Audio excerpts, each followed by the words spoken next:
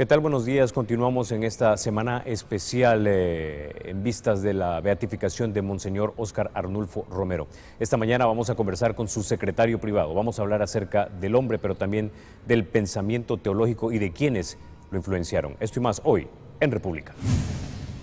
Dios va conmigo y si algo me sucede, pues estoy dispuesto a todo.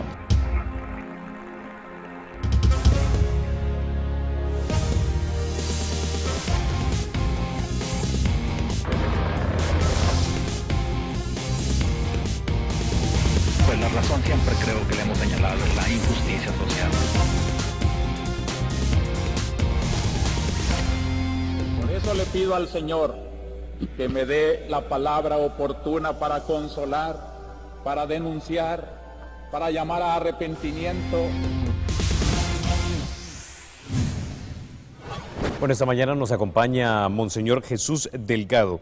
Él acompañó a Monseñor Óscar Arnulfo Romero como secretario personal del arzobispo desde el año de 1977. Damos la bienvenida a Monseñor Jesús Delgado. Buenos días. Muy buenos días para servir. Ahora, Monseñor Jesús Delgado, ¿por qué es tan difícil, incluso hoy día, comprender a Monseñor Romero? Yo diría, en primer lugar, por una falta de cultura religiosa, teológica en el pueblo católico salvadoreño.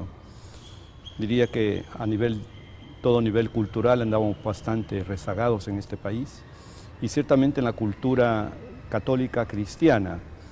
Es un cristianismo centrado en devociones, en procesiones, en asuntos folclóricos que pertenecen más a la historia del signo, del símbolo, que a la historia de la inteligencia. Catequéticamente hemos andado muy mal y eso es un mea culpa también de nosotros los sacerdotes. De modo que entender lo que pasó en el Concilio Vaticano II y entender los documentos de los papas en general para el común de los salvadoreños es bastante difícil. Y no hablo solamente de gente pobre, también de gente de alta calidad social y que tendrían recursos para poder cultivarse más. Pero como es un ambiente total de falta de conocimientos teológicos, catequéticos profundos de nuestra fe, es difícil entender a un hombre que era muy cultivado en la fe y muy al día de todos los grandes corrientes doctrinales, tanto del tiempo del Concilio de Trento como del tiempo del Concilio Vaticano II. Yo creo que eso sería la primera razón de todas. Segundo, el poco esfuerzo que se ha hecho por entenderlo, ¿verdad? Es fácil condenar a una persona, pero más difícil entenderla. Entonces, en una situación política en que se vivió muy conflictiva, se le vio como un ente político y no como un ente religioso. Y fácilmente se lleva al corral de uno, si es uno político, a alguien, y más fácilmente lo juzga desde esa perspectiva, cuando quizás no pertenece a ese corral, ¿verdad? A ese ambiente. Y tercero, diría yo, porque la situación en que vivíamos en ese entonces, ideológicamente hablando, era muy confusa. Y muy poco nos tomamos el esfuerzo por conocer a una persona. Repetíamos lo que decían la gente, lo que decían los medios, las interpretaciones que daban unos y otros. Más nos quedamos con las interpretaciones del hombre que con el hombre mismo. Ahora, para muchos de repente en ese entonces era muy complicado, muy difícil, quizás hasta imposible. Quizá hoy día también lo es. El hecho de ver a un sacerdote que no está contenido dentro de su iglesia, hablando exclusivamente del reino del otro mundo y cómo podemos hacer algo en este mundo para pasar al siguiente, a ver a un sacerdote contenido en la doctrina, en los ritos nada más. Monseñor Romero no era así. No, Monseñor Romero era un hombre muy intelectual, de una cultura muy elevada, era un hombre que estaba a la altura de los conocimientos de las teologías de ese tiempo y también de las antiguas. Era un gran admirador de los padres de la Iglesia, que fueron los más grandes intelectuales después de los que murieron los apóstoles de Cristo. Entonces él conocía muy bien y admiraba mucho a los padres de la Iglesia. Él fue formado antes del Concilio Vaticano II en las perspectivas del Concilio de Trento, que era una formación muy jurídica, muy verticalista hacia lo alto, trascendentalmente hablando, hacia vista desde lo alto, y poco desde la perspectiva horizontal. La perspectiva horizontal la vino a completar el Concilio Vaticano II, porque teníamos que hacerle frente a un mundo, decía Juan 23, que está progresando mucho en la ciencia, en la técnica, y podríamos quedarnos rezagados si la fe no se pone en ritmo de esos avances que está haciendo la técnica y la ciencia.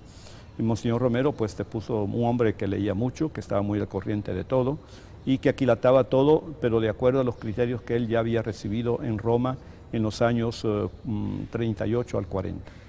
Es decir, digamos que en ese entonces, y todavía mucha gente lo entiende así, que un obispo, un pastor de una iglesia precisamente tiene que ver hacia lo alto, tiene que respetar la jerarquía, tiene que respetar los ritos y no hablar tanto de las cosas del mundo. Pues cómo no, sí, eso siempre, porque el verbo de Dios se hizo carne, eso es de hace 20 siglos. O sea que para redimir a la humanidad el verbo de Dios se hizo carne, se hizo hombre como nosotros, vivió en Galilea, nació en Belén, bien pobre, vivió en Nazaret muy pobre, eligió en Galilea los sectores sociales más pobres, de ahí se habla de la opción preferencial del pobre que tuvo Jesús.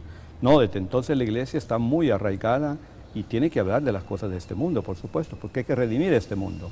No son las nubes que se redimen, sino la gente que está en este mundo y en este mundo que tiene su propio modo de ver las cosas desde un punto de vista mundano, como se dice en los evangelios, ¿verdad? Y Jesús, al hablar de Nicodemo, le dice, mira, tanto amó Dios al mundo, siendo el mundo la humanidad que está opuesta a Dios, tanto amó Dios al mundo que le envió a su propio Hijo. Entonces la encarnación del Verbo Divino nos obliga a hablar de las cosas de este mundo. Habíamos dejado de hablar de eso, es otra cosa, ¿verdad? Que la religión católica se había devuelto un poco vertical hacia arriba, verticalista, pongámosle lista, por el Concilio de Trento, por ejemplo, ¿verdad?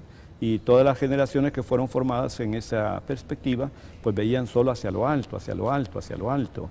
Vino el Concilio Vaticano II para poner el equilibrio que siempre ha tenido la Iglesia y con el documento Evangelii, con el Familiaris Consortium, Evangelii Gaudium, que han publicado los papas últimamente, siguiendo la Gaudium et Spes, el gran documento del Concilio Vaticano II, que es la redención de los valores terrestres de este mundo, ¿verdad? Y el valor sobrenatural que tiene la creación, por la cual puede ser rescatada del pecado para ser elevada de nuevo a las manos del Padre. O sea, esa inserción en la sociedad no es algo prohibido, es algo urgente, ¿no? Porque Jesús le dice a sus discípulos, vayan por el mundo entero. No les dice vayan por las nubes o vayan por no sé dónde, ¿verdad? Vayan al mundo entero. El mundo es el mundo del pecado y prediquen el Evangelio a toda criatura. Ahora, intuyo yo también por algunas entrevistas que he leído de su parte, que Monseñor, habiendo sido formado en la tradición del Concilio de Trento, tal vez tuvo que tener una transición a esas nuevas enseñanzas que se desprendían del Concilio Vaticano II. Pero antes de que hablemos de eso, quisiera saber entonces, ¿en qué momento de la historia de la Iglesia hubo sacerdotes o pastores que hablaron como Monseñor antes del Concilio de Trento, si es que esto fue así? Sí, siempre hay pioneros, ¿no es cierto? Siempre hay pioneros. Sobre todo en Francia, el catolicismo francés es muy de avanzada. Acuérdense, por ejemplo, los sacerdotes obreros, ¿verdad? Que decían que había que mezclarse con la gente trabajadora y que el sacerdote tenía que ir ya que la montaña no viene a Mahoma, que Mahoma vaya a la montaña, ya que ellos no vienen a nosotros. En el laicismo francés habían clericalizado, los clérigos eran catalogados como gente que no eran del mundo, que no comprendían la humanidad y por lo tanto no podía haber un diálogo entre el clero católico y el mundo corriente. Entonces los clérigos, varios de ellos se fueron a vivir con ellos, a trabajar con ellos, a ser sacerdotes obreros. Es una experiencia que está mucho más antes del Concilio Vaticano II. Y otras experiencias de este estilo se hacen también en Alemania, pero más frecuentemente en Italia en Francia y en Italia. Ahora, la tradición de estos sacerdotes obreros, en el caso de Francia, usted ya mencionaba también Alemania, ¿en qué año se dio? Esto viene sucediendo hacia los años 30, 40. En este tiempo también se desarrolla la llamada Acción Católica, que es todo un movimiento de jóvenes, también obreros, Acción Católica Obrera, Acción Católica Juvenil, Acción Católica, que empiezan ya los laicos a tomar conciencia que ellos tienen una responsabilidad también de evangelizar al mundo, y no solamente los sacerdotes, porque claro, el Concilio de Trento insistía mucho en los sacerdotes y hacer crecer más las vocaciones sacerdotales, que haya más sacerdotes, más sacerdotes, más sacerdotes, para poder asistir a la gente. Pero luego, poco a poco, se va haciendo la idea de que también Jesús llamó a otros 72, que pueden ser catalogados como laicos, y no solamente a los 12 que los eligió para que fueran obispos.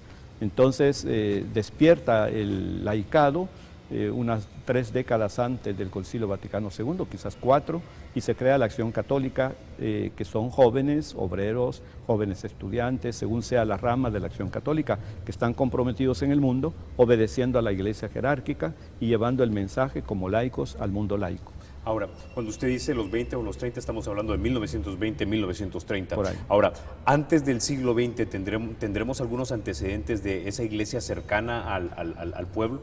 Sí, hay gente carismática, ¿verdad? Sobre todo al nivel de la caridad, al nivel de la asistencia caritativa a la gente. San Juan Bosco, por ejemplo, el acercamiento de Juan Bosco a los jóvenes, el acercamiento de San Francisco de Asís, por ejemplo, a la gente pobre. Ese acercamiento evangélico hacia los sectores más desposeídos y más desplazados de la sociedad siempre lo hubo, pero siempre se hacía bajo la característica de la caridad, no doctrinalmente hablando. Doctrinalmente hablando siempre prevalecía la doctrina del Concilio de Trento, una doctrina, como decía anteriormente, bastante jurídica y bastante moralista. Ok, quizás en términos sencillos, porque no mucha gente, obviamente, como usted ya lo mencionaba al principio, la mayoría del pueblo en El Salvador, o de la gente en El Salvador, no es como muy conocedora de la doctrina religiosa. Cuando usted se refiere a que era más verticalista, doctrinariamente hablando, en términos sencillos, ¿qué debemos entender por eso? Bien, veamos la cruz. La cruz tiene una asta hacia arriba, que significa hacia Dios, ¿verdad? De Dios viene todo, hacia Dios tenemos que ir. Pero tiene una asta también transversal. Jesús abre sus brazos hasta toda la humanidad. Bueno, entonces la doctrina y la práctica católica, según los periodos de historia y de la cultura de los pueblos, se van moviendo o bien prevaleciendo el asta hacia arriba, hacia Dios. Tenemos una obligación entonces se prevalece el culto, el rezo, las devociones, las asociaciones piadosas, etcétera, encerradas en la piedad, en la piedad, en la piedad y en el culto. ¿Ve? Pero luego vienen expansiones de, por ejemplo, el tiempo de San Francisco de Asís, en el 1200, él vuelve a recuperar la dimensión del asta horizontal de la cruz y se pone a trabajar con los pobres, a vivir con los pobres, a dar un testimonio real e histórico del Evangelio viviendo con la gente pobre. Así va balanceándose siempre la Iglesia, porque la Iglesia está metida en la sociedad y según las corrientes culturales, civilizadoras de las corrientes humanas, la Iglesia, puesto que Cristo la envió al mundo para que se metiera en el mundo, pero ustedes no son del mundo. Pero sin embargo, esos vaivenes de las culturas, de las civilizaciones, también va la Iglesia con ellos, pero no para estar con ellos, sino para sacarlos de lo que hay de malo y recuperar lo bueno de cada civilización, de cada cultura y elevarla hacia la gloria de Dios Padre, pero siempre haciendo el bien a todos los seres humanos. Es decir, básicamente teníamos una especie de dicotomía en la devoción contenida en los ritos y en la doctrina, a una devoción contenida también, pero en las acciones. Es decir, yo no hablaría de dicotomía porque eso se aplica a una persona que es dicotómica, es decir, una vez actúa así, otra vez actúa así. No, son momentos históricos, ¿verdad?, que van pasando. A veces la humanidad tiende a ser más ritualista, más viendo hacia la música clásica, por ejemplo, ¿verdad? Tiempos de Beethoven, Mozart y todo eso son músicas elevadas, ¿no? En cambio hay músicas también más populares, que en ese tiempo no tienen, que son más encarnadas en el sentimiento del pueblo. Entonces, igual que la cultura musical, igual es la cultura de la literatura, hay elevaciones poéticas preciosas que uno dice, ¿y esto qué tiene que ver con la realidad del mundo? ¿Verdad? Con una poesía maravillosa, ¿verdad? Que uno no entiende la trascendentalidad del poeta, pues no entiende de qué está hablando. Y hay a veces poesías que no son poesías, que es pura prosa, que habla de las realidades tal como son. Es que la cultura humana va así, ¿verdad? No es que al mismo tiempo sea elevada y al mismo tiempo y de repente es horizontal, sino que la fuerza de la historia hace que nos vayamos balanceando un poquito. Así como caminamos, dicen que tenemos un pie más corto que el otro, ¿verdad? Entonces nos balanceamos un poquito con el otro mientras caminamos. Así va la Iglesia y claro, en este tiempo con el Concilio Vaticano II ha vuelto de nuevo la Iglesia a ver las realidades terrestres como necesariamente portadoras de gracia de Dios, que tenemos que recuperarla, ¿verdad? Porque toda realidad terrestre ha sido creada por Dios como cosa buena.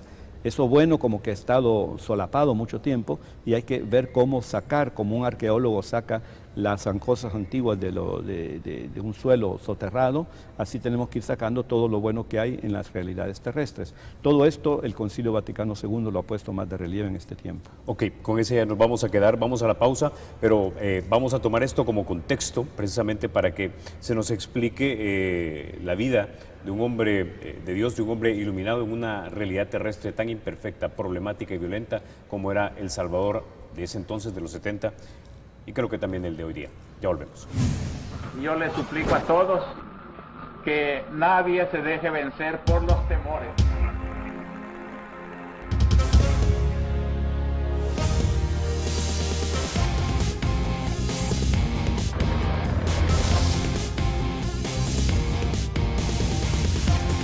Si todos los que están siendo causas de tantas injusticias y pecados se convirtieran de verdad en esta cuaresma, todo quedaría resuelto en El Salvador.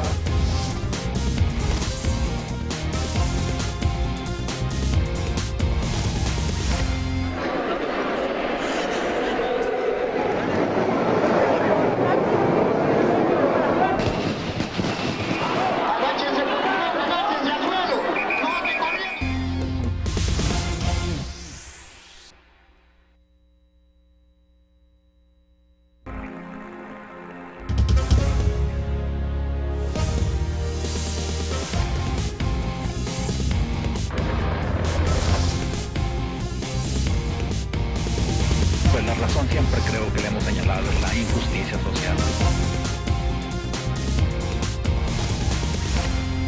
Por eso le pido al Señor que me dé la palabra oportuna para consolar, para denunciar, para llamar a arrepentimiento. Gracias por continuar con esta edición especial de República en la semana de beatificación de Monseñor Óscar Arnulfo Romero. Nos encontramos con Monseñor Jesús Delgado, él fue secretario personal de Monseñor Romero.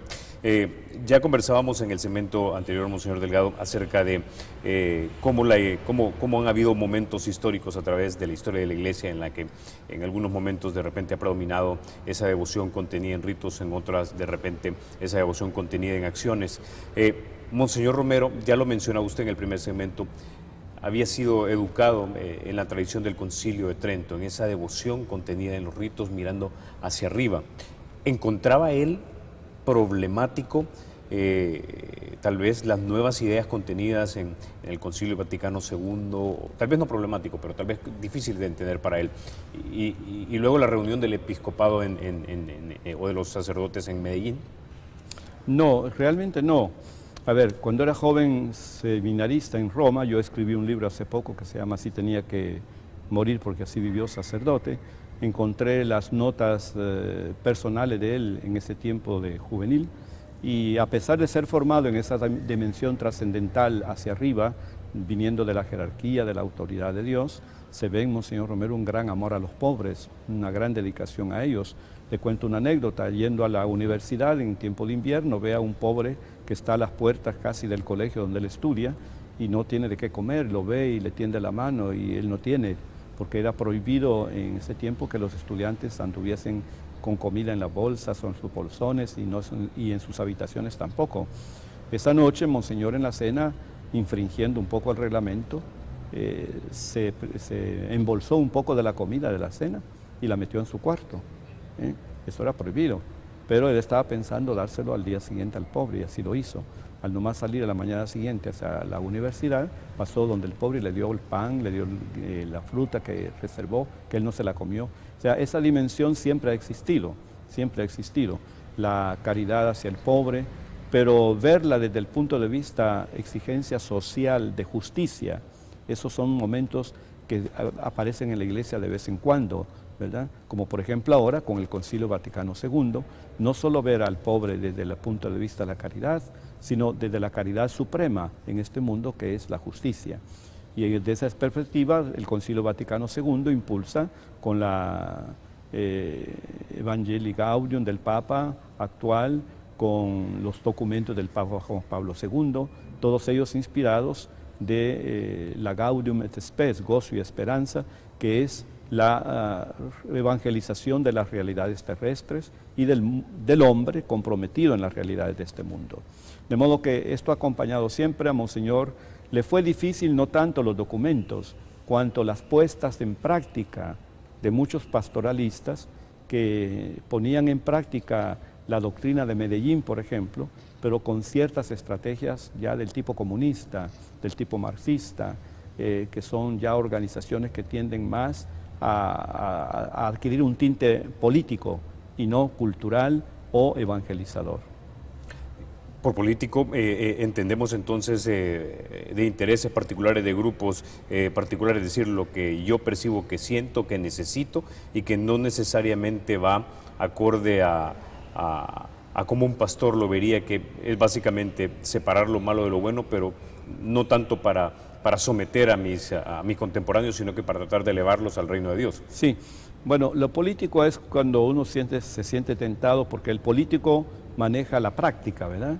Estrategias, cómo llevar a la práctica esto, cómo tener resultados, ya sea por la violencia, ya sea por inversiones, ya sea por esto, por lo otro. La política tiene que ver más por lo práctico, por el producir práctico. En cambio, nosotros manejamos una pastoral inspirada de una teología bíblica, ¿no es cierto?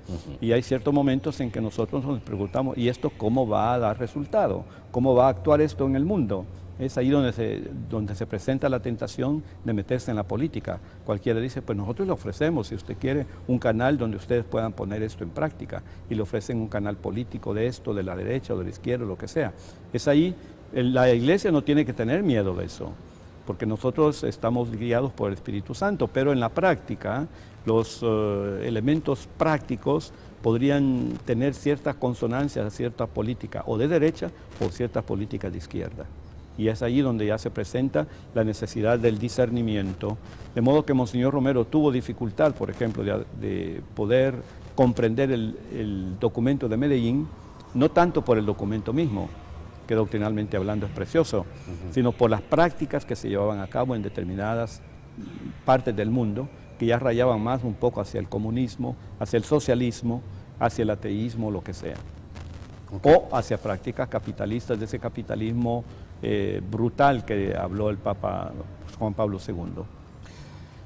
Hablemos de algunos santos padres que de repente pudieron haber sido una influencia en el pensamiento de Monseñor Romero. Esto antes de que toquemos el punto de quiebre, cuando pasa Monseñor de ser, digamos, un sacerdote con la devoción centrada en los ritos y por lo tanto favorecido por ciertas clases sociales en este país, a ser el sacerdote que luego conocimos. ¿Qué papas particularmente incidieron en el pensamiento de Monseñor Romero? Bueno, ante todo, el Papa Pío XI. Cuando él vivió en Roma, vio actuar al Papa Pío XI como un defensor de la Iglesia Católica frente a las corrientes ideológicas liberales, laicistas y ya en cierto modo nazistas que se empezaban a aflorar, ¿verdad? Pío XI fue un gran defensor de la Iglesia Católica. De él tomaba Monseñor Romero expresiones como quien toca el altar toca a Cristo, ¿verdad? Quien toca a un sacerdote toca al obispo y toca a Cristo, una defensa fuerte. Luego de Pío XI, el Papa que más lo influenció a él ideológicamente es el Papa Pablo VI. Papa Pablo VI, que quiere abordar todos los cambios de la técnica, de la ciencia, del mundo actual, desde la perspectiva humanista, desde el hombre, no desde la técnica misma, no desde las cosas terrestres, sino del ser más precioso que Dios creó entre todo lo terrestre, que es el hombre y la mujer. Desde ese gran humanismo de Pablo VI, que él lanzó la gran cruzada, diría yo, de la civilización del amor, es necesario crear una civilización que tenga su raíz en el amor de Cristo, ¿verdad? Un amor al hombre. Entonces, desde esa perspectiva humanista, eso agradó muchísimo a Monseñor Romero. Iba con su modo de ser, su modo de sentir, y él adhirió completamente a la mentalidad de Pablo VI, en la Evangelii Nunciandi, en la Popularum Progressio, en Gaudium et Spes, que es un documento en el cual Pablo VI colaboró muchísimo, incluso como pontífice. De modo que el que más lo influenció a él en su mentalidad fue el Papa Pablo VI. Hablemos quizás un poco de lo que percibo yo influenció grandemente, no solo en la fe, sino tal vez en su pensamiento intelectual previo a llevarlo a las acciones que tuvo, y es esta encíclica del el progreso de los pueblos, o Popularium Progressio. ¿Qué extrajo Monseñor Romero de esta encíclica? Bueno, de esta encíclica, como la de todo de Pablo VI, es que el progreso y la ciencia son cosas que evidentemente son buenas, ¿no es cierto? Pero a la vez pueden ser nocivas. Ese pensamiento está muy claro en el Papa Pablo VI. Cuando la ciencia y la técnica, el progreso de los pueblos, no se da junto con el progreso de la ciencia y la técnica, entonces se crea una violencia interna en la civilización y en la cultura de los pueblos. El progreso de la ciencia y de la técnica tiene que ir a la par con el progreso de la humanidad. O sea que la ciencia y la técnica tienen que estar al servicio del hombre y no el hombre al servicio de la técnica, como pretendía, por ejemplo, la corriente materialista, marxista, comunista, pero también la corriente capitalista salvaje, como le llamaba el Papa Juan Pablo II, ¿verdad? Que somete al hombre a la producción, a la producción, a la producción, a la producción, y no se le promueve al hombre, incluso en los sistemas capitalistas también. De modo que este pensamiento de centrar todo en el ser humano y que el ser humano es el que le da sentido y vida a todo lo que hacemos en este mundo, eso es un pensamiento muy metido en Pablo VI y que lo percibió Monseñor Romero y lo aceptó y lo vivió y lo hizo carne suya también. Ahora, en Popularium Progressio o en el pensamiento de Pablo VI y por ende tal vez en la influencia sobre Monseñor Romero, ¿qué papel jugaba el rol digamos, de la forma de gobernarnos más común en el último siglo y que es la república y los derechos liberales de los ciudadanos? Sí, bueno, ya específicamente en nuestro país, en El Salvador, creo que el problema que se ha planteado aquí en nuestro país es de un descuido total de las leyes para asistir a los más desposeídos y pobres de este país, ¿verdad? Puesto que El Salvador, después de haber caído en la crisis del añil, que cayó, la monocultura del Salvador cayó en ese tiempo por los suelos cuando se descubrió el añil sintético, entonces se fue abajo y tuvo que llamar familias que cultivaban el café para cultivar la monocultura, pasar de la monocultura del añil a la monocultura del café. Familias que trabajaron abnegadamente, porque eso de cultivar café no es cosa fácil, ¿verdad?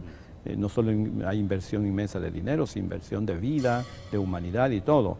Pero eso, claro, hace crear una mentalidad de un latifundismo, porque el gobierno le dio toda la amplitud posible, cuanto terreno fuera necesario, y todos aquellos que tenían sus terrenitos se quedaron como colonos, perdieron su propiedad y se formó parte de las grandes fincas. Todo para el bien común del país, sin duda ninguna. Pero no hubo una respuesta inmediata de subsanar ese mal, de que los que eran pequeños propietarios se volvieron colonos y nada más vigilantes de una gran finca. Esto crea un conflicto tremendo en la mentalidad de los grandes latifundistas que se creen como que si fueran el padre eterno de estos países, ¿verdad? Que le dan de comer a la gente, por lo tanto tienen derecho a hacer esto, a hacer aquello, todo, mientras que los demás no, porque se creen como el padre eterno.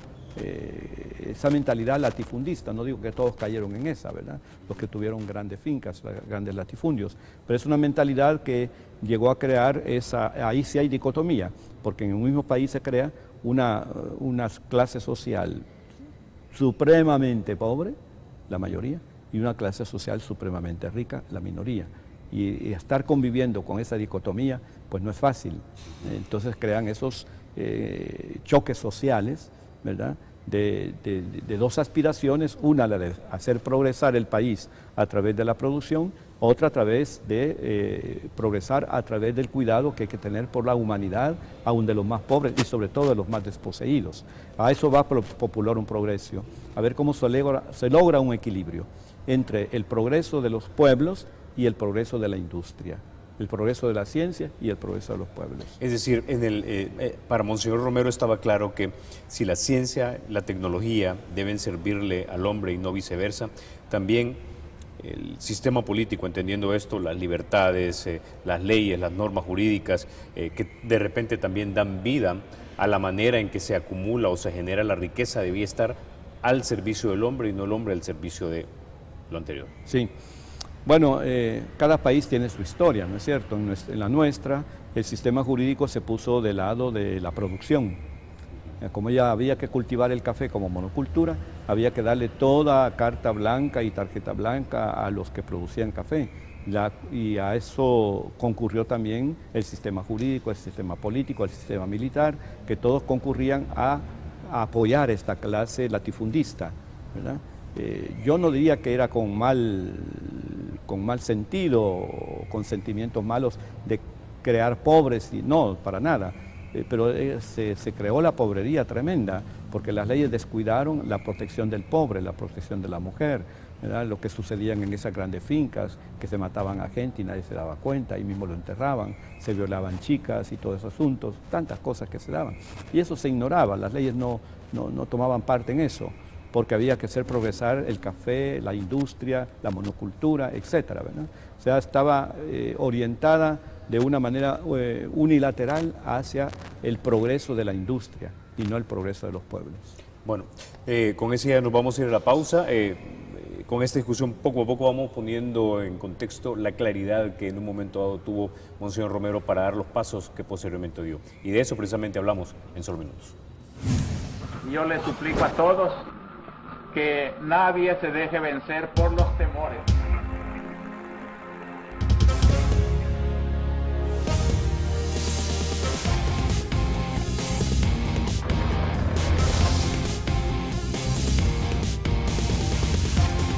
Si todos los que están siendo causas de tantas injusticias y pecados se convirtieran de verdad en esta cuaresma, todo quedaría resuelto en El Salvador.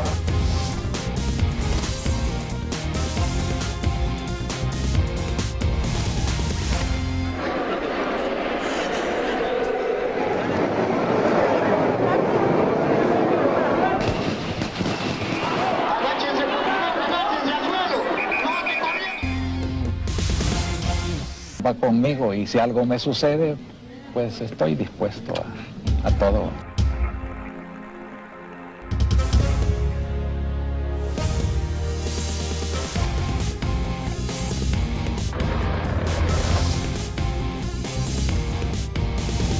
Pues la razón siempre creo que le hemos señalado es la injusticia social. Por eso le pido al Señor que me dé la palabra oportuna para consolar, para denunciar, para llamar a arrepentimiento. Gracias por continuar con República. Monseñor Delgado, ya establecíamos en los segmentos anteriores básicamente todo lo que llevó a Monseñor Romero a hacer lo que hoy es. Básicamente estamos en el punto de la claridad a nivel intelectual que él tenía de que son todos los sistemas o las construcciones sociales o económicas del hombre las que tienen que estar al servicio del hombre y no el hombre al servicio de lo anterior. Ahora, ya tenía él esa claridad, digamos, intelectual y probablemente también esa lucidez espiritual. La pregunta es, en términos prácticos, ¿en qué momento se da ya el paso de Monseñor?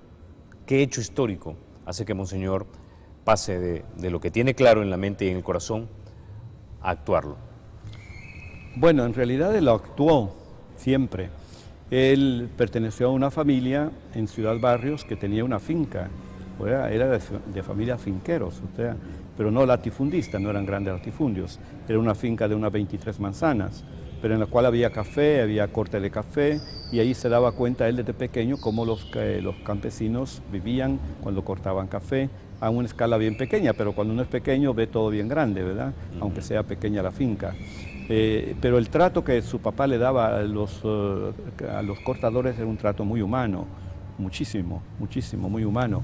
Era un hombre muy, muy amante de la humanidad, su papá, muy dado a las relaciones humanas, etc. De modo que ya desde pequeño él tuvo esa afinidad al ser humano, y por el espíritu además que cultivó de su mamá. Él heredó de su mamá un espíritu místico, un espíritu poético, un espíritu de un hombre que valora todas las dimensiones interiores, el intelecto, el alma, el espíritu, la mente y todo eso. Monseñor Romero fue muy afín al sufrimiento y a la alegría de los seres humanos. O sea, él palpitaba con el ser humano, más que con la ciencia, más que con la técnica. De hecho, él estudió en Roma con otro gran amigo que se llamaba Rafael Valladares, que llegó a ser obispo también, que aquel era un poco más intelectual. ¿Ve? Aquel tenía el intelecto, este tenía el corazón. Entonces, ambos se completaban. De Monseñor Romero, con ese corazón inmenso que tenía, sabía vibrar con la humanidad. Era un hombre poeta, era un hombre que cantaba, era un hombre de esperanza, era un hombre que tenía un amor tierno al corazón de María, por ejemplo, al corazón de Jesús. Corazón, corazón, corazón, siempre corazón, ¿verdad? De modo que no le costó realmente a ese nivel pasar de una formación demasiado intelectualista a una formación más humanista, como la que imprimió Pablo VI a la Iglesia Católica. Para él no fue un gran problema esto. Como dije anteriormente, el gran problema era las prácticas pastorales que se hacían de estas doctrinas en ciertas partes del mundo y es por ciertos sectores del clero, que iban un poco más en consonancia o con sistemas capitalistas o con sistemas comunistas, socialistas o laicistas. Eso es lo que a él le causaba mucho revuelo. Ahora, precisamente es en ese contexto, o no sé si decirlo en ese contexto, pero usted en ocasiones anteriores ha dado declaraciones mencionando que ya cuando era arzobispo, en reuniones de carácter privado con el Santo Padre Juan Pablo II, fue él quien le dijo en un momento dado a Monseñor Romero, tenga cuidado con el comunismo. Sí, yo lo acompañé a esa visita. Él no tenía entrevista con el Papa, sino que se fue a las audiencias del miércoles, una de ellas. Y así llegan varios obispos también. Y al final de la audiencia el Papa los pasa saludando a cada uno, pero ahí se los va presentando. Cada uno se presenta, ¿no? Porque ni siquiera el secretario sabe de dónde vienen. Normalmente el secretario que dice este obispo viene de tal parte, pero como llegan así, no se sabe de dónde ni de cuándo. Y entonces cada obispo se va presentando y Monseñor Romero se presentó y le dijo, soy arzobispo de San Salvador. No había terminado de hablar cuando con su dedo le señaló casi a la nariz, cuidado con el comunismo. Entonces Monseñor Romero se quedó impactado, ¿verdad? Pero reaccionó rápido y le dijo, sí, santidad, tiene usted razón, pero quiero decirle que el comunismo en Polonia quizás no es lo mismo que el comunismo en América Latina. Se le quedó, dijo, ¿y eso qué es? Como diciendo, Papa, ¿estoy aprendiendo algo nuevo o qué? Entonces le dice Monseñor Romero, es que en América Latina no más uno habla de la doctrina social de la Iglesia y ya es señalado como comunista. O sea que hay una oposición a la doctrina social de la Iglesia. Y él gruñó un poquito Juan Pablo II, diciendo, tengo que ver esto más cerca. Y ahí quedó, ¿verdad? Sin embargo, le dice, cuidado con el comunismo, de todos modos. Y se fue, porque le dan solamente un pequeño minuto a cada obispo. No es que haya una oposición, porque la segunda visita que le hizo a Juan Pablo II, 6 o 9 meses después, ya el Papa lo recibió y le dijo, sí, ahora entiendo bien sus problemas, he visto todo lo que sucede ahí, etcétera, etcétera. Ya fue un diálogo mucho más amigable, mucho más de pastor a pastor. En esa reunión que sostuvo con Juan Pablo II, ¿comprendió completamente el Santo Padre el estilo pastoral y lo que lo llevaba a hablar como hablaba a Monseñor Romero? En ese momento no, en ese primer encuentro todavía no, pero sí evidentemente manifestó el Papa Juan Pablo II que todavía no conocía la situación de la Iglesia al nivel universal. Claro que ya lo sabía en muchas cosas, porque Juan Pablo II participó como cardenal en el Concilio Vaticano II, tuvo roces con muchos obispos de América Latina, etc. Pero no se olvide que él venía de una cultura muy católica, de un catolicismo tradicionalista, el de Polonia, que fue el baluarte de defensa contra el comunismo. Y donde el comunismo fue vencido por el catolicismo fue ahí precisamente, que esa es la gloria de Polonia, ¿no es cierto? Y eso cada polaco lo lleva en su corazón, y Juan Pablo II también. De modo que la comprensión que fue haciendo el Papa Juan Pablo II de Monseñor Romero la fue haciendo paulatinamente, poco a poco, a medida que él se informaba bien, porque este primer encuentro apenas fue unas semanas después que el Papa subió al trono de Pedro, ¿verdad? Apenas no tenían mayor información del catolicismo ya a fondo, como lo tiene un papa, ¿no? Que está bien informado de todo. De modo que el segundo encuentro ya fue muy jovial, muy fraterno, y tuvo las mismas palabras que Pablo VI le decía a Monseñor Romero: ánimo, usted es pastor, siga adelante, siga adelante. ¿Hubo más encuentros personales con el Santo Padre Juan Pablo II o intercambio de correspondencia en la que de alguna manera le apoyara la manera en la que él realizaba su labor de pastor? Bueno, esta segunda vez que él fue al Papa, él también no tenía entrevista con él, no lo había pedido, pero lo encontró en la audiencia general, como la primera vez. Pero esta vez le dice el Papa: quiero verlo en particular, o sea que el Papa lo invitó. Entonces él, Monseñor Romero, después de esa audiencia, se fue a las secretarías convenientes, oportunas, para pedir entrevista con el Papa, porque el Papa le había dicho eso. Y ellos ya estaban al corriente que sí, y le dieron una entrevista rapidísimo, en menos de 3 días. Con una entrevista con un Papa hay que prepararla con por lo menos 6 meses de antelación. O sea que el Papa se veía muy interesado en hablar con él, y esta vez, como le digo, sí lo encontró ya muy pastoralmente hablando. ¿Qué impresión se llevó el Papa Juan Pablo II de Monseñor Romero luego de esa entrevista? ¿O qué entrevista se llevó Monseñor Romero? Bueno, el Papa fue entendiendo que la situación no era fácil aquí en este país, en estos países de América, ¿verdad? En especial en El Salvador. Que eso de convivir en un catolicismo con una injusticia social no era muy agradable. Y lo dijo el Papa Juan Pablo II la última vez que vino a México, que fue el testamento que él nos dejó. Yo aprecio mucho y quiero estos países porque se parecen al mío, que aman mucho las procesiones, las peregrinaciones, el culto a los santos y todo eso, pero, y todos pendientes, ¿qué quería decir con ese pero? Pero cuando veo tanta injusticia social que hay en estos pueblos, tantos matrimonios rotos, tanta infancia desamparada, todo eso, me pregunto: ¿dónde está el catolicismo? ¿Dónde está Cristo aquí presente? Entonces el Papa nos dejó un testamento muy doloroso, como retos que había que superar, superando la religiosidad meramente popular, buena, pero que no llegaba todavía a los compromisos del Evangelio que quiere Cristo que practiquemos según la dinámica de la encarnación del Verbo Divino y la dinámica de la redención que él operó en la cruz. Regresando a El Salvador, mucho se ha dicho que el asesinato del padre Rutilio Grande fue lo que cambió a Monseñor Romero, pero por lo que hemos venido hablando, Monseñor Romero ya básicamente pensaba de esa manera, pero fue un punto de quiebre para que él pasara quizás más de reflexionarlo a la acción, o si ya estaba actuando para que actuara de manera más intensa en su labor pastoral. Bien, pongamos a estos dos grandes santos, buenos, inmensamente grandes sacerdotes, uno al lado del otro. La formación de ambos es bastante diferente, en tanto que Rutilio Grande no se dejó impactar mucho por la formación clerical, sino que él permaneció siempre con la formación familiar, hijo de campesinos, viviendo entre campesinos. Esto lo marcó a Rutilio Grande para toda la vida, y nunca jamás ninguna formación clerical, ni de los jesuitas de ese tiempo, que eran muy tradicionalistas en el tiempo que se formó él, le hizo cambiar esa dimensión horizontal de su vida. Él estaba con los campesinos, él vivía con los campesinos, con eso lo mantuvo siempre, En cambio, Monseñor Romero sí se dejó llevar por la formación ascendente, de lo trascendental, de lo divino. Eso lo mantuvo Monseñor Romero hasta el final de su vida. Incluso en el testamento se ve bien claro que él quiere ponerse en las manos de Dios, que él haga lo que él quiera de él, ¿verdad? Entonces, Lo que pasó entre estos dos es que ambos se comunicaron como vasos comunicantes de santidad. ¿Ve?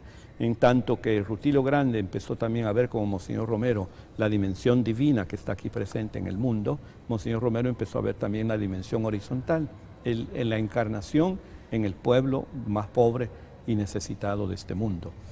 El padre Rutilio Grande tenía una palabra muy a flor de labios y que me la decía a mí, se la decía a Monseñor Romero, decidite, me decía, o le decía a Monseñor Oscar, decídete, decídete. ¿Decídete a qué? A meterte con el campesino, eso es lo que quería decir él, ¿verdad? Decídete.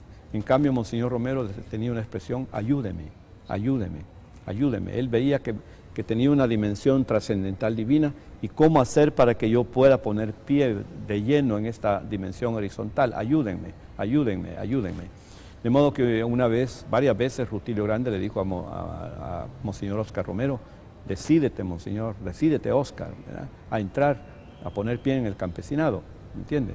Y entonces cuando murió Padre Rutilio, las palabras que tuvo Monseñor Romero esa noche, fuera de una misa, se lo fue a ver en el féretro, dijo, creo que ha llegado la hora del relevo, o sea, ha llegado la hora en que yo ponga pie ya en la dimensión horizontal de la gente pobre y necesitada de este mundo. Pero no es que él adquirió eso en ese momento, él ya lo tenía. Mucho más antes, muchos se refieren al tiempo en que él fue obispo de Santiago de María, que le dio posada en su casa a los cortadores de café, ¿verdad?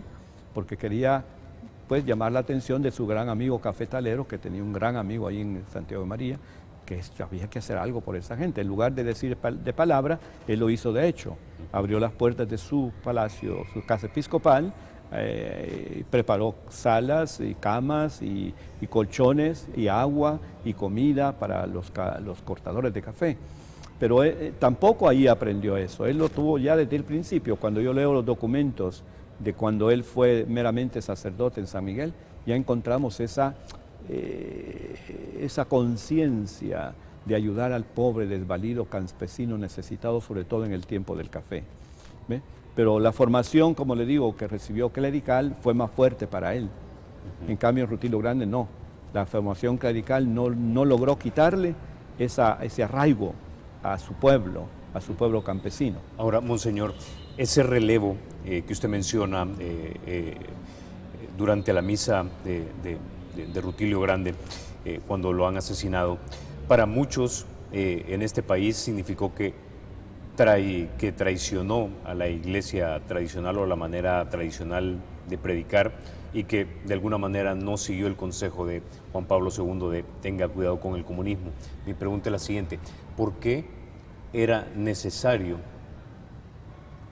que denunciara la injusticia social, económica y la represión que venía de parte del gobierno? ¿Y por qué era necesario que denunciara también a los revolucionarios percibidos como ateos? Bueno, no, él predicó el Evangelio, él no tuvo ninguna mira en contra de nadie, ni en contra de la derecha, ni en contra de la izquierda. Si usted lee las homilías de Monseñor, y lo conocimos de cerca, fue un hombre que no era andar en contra de nadie, él no era enemigo de nadie. Los otros podían ponerse en enemistad con él, pero él nunca, jamás en la vida. Cuando algo presentía que le iba a llevar a la enemistad con alguien, mejor se retiraba, no trataba de no encontrar a esa persona durante un tiempo para que se mitigaran los ánimos y todo eso. Él no predicaba ni en contra de uno ni en contra de otro, predicaba el Evangelio. Como le dijo al Papa Juan Pablo II, yo predico la doctrina social de la Iglesia, que los otros lo interpretan como comunismo, es cosa de ellos, ¿verdad? Pero yo predico y esto es lo que entendió el Papa Juan Pablo II finalmente, después de haberle dicho cuidado con el comunismo, ya no se lo dijo después, sino adelante, usted va bien, siga adelante, he comprendido muy bien el problema de ese país, siga adelante, predique como está predicando.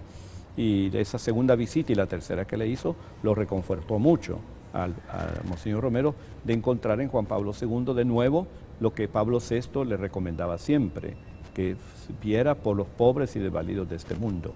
Ahora, da la impresión, por algo que he leído, que usted también ha mencionado, recordando algunas anécdotas, que de repente en sus homilías lo que a algunos les parecía como que era confrontación era simplemente señalar lo que no se estaba haciendo bien, pero no se estaba bien porque era pecaminoso, y da la impresión que hablaba siempre en esos términos, porque dice, si señalo esto, tal vez es porque no quiero que se condenen ni los que nos gobiernan, ni los que están atrás de los que gobiernan, ni estos que se están levantando en armas.